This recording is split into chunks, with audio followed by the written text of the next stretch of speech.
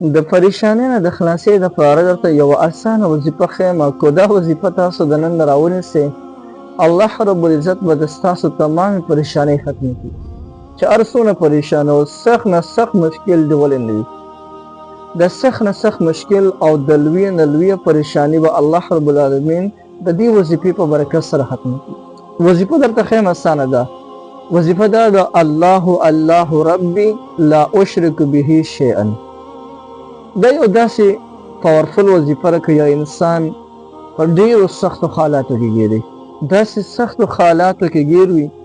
چې د دو ذهن بالکل کمپیوز شوی دی ذهن یې کله کله کار پرېږدي کله کله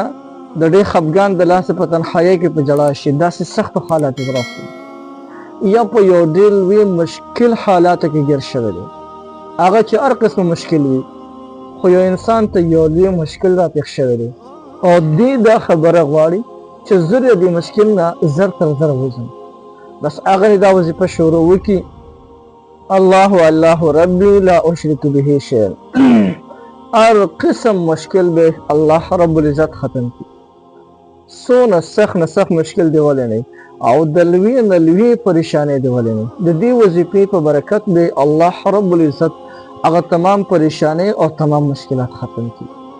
کله کله دا مشکلات مونږ ته راځي د اولاد د طرف نه کله د مال دولت له طرف نه کله دغه مشکلات مونږ ته راځي د رزق د طرف نه کله د ګاونډي د طرف نه کله د دشمن د طرف نه یعنې د یو نه یو ځای نه خو مونږ ته فساد ودرېږي د هغې د لاسه مونږ انتخابي پریشان یو نو هېڅکله پریشاني مه کوئ او دا وظیفه کوئ الله الله ربي لا اشرک به شیئا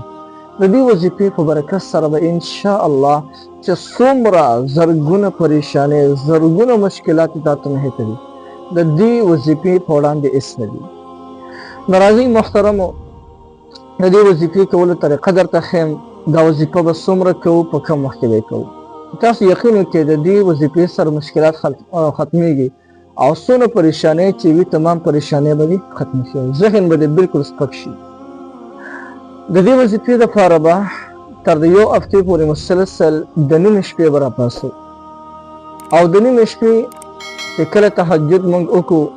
2 رکعاته 4 رکعاته 6 رکعاته 8 رکعاته 10 رکعاته تر د 12 رکعاتو پورې چاته چې څونه اسانې کو چاته ټول ګرانې 12 10 وغیره نه هغه صرف 2 رکعاته نه پوری کې دا ول هم کافي دي او کله چې تهجد وکړي د تهجد نه پس دی التحیات په شکل کې کینی د قبله طرف ته مخ کی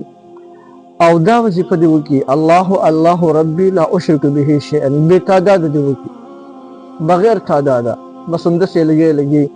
او کم یو مشکل وي هغه مشکل د ذهن ته راولي او د سترګو نه کې دی شي د سترګو نه دی ولا اوخ هم کې راځي او که د چا اوخ کې ناراضي نو اس ځان دی جړغونه کې د جړه شکل داسې کوي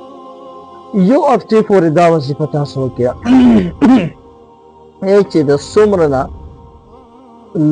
لوی مشکل دی ولې نه وي لوی پریشاني دی ولې نه د دې عمل په برکت باندې به الله رب العالمین ختم کړي نو محترمو دا یو ډېره زیاته زبردست او ډېره پاورفل وظیفه ده یقینا په دې وظیفې په برکت سره الله تعالی د ډېرو خلکو پریشانۍ ختمې کړي دي نو ستاسو هم رب العالمین چې دا کم پریشانۍ مشکلات الله رب العالمین به د ستاسو حل کړي نو بالکل دا وظیفه تاسو کولی شئ د دې وظیفې تاسو ټولو ته مکمل اجازت دی هر څوک د دې وظیفې نه مکمل پیدا اخیستلی شي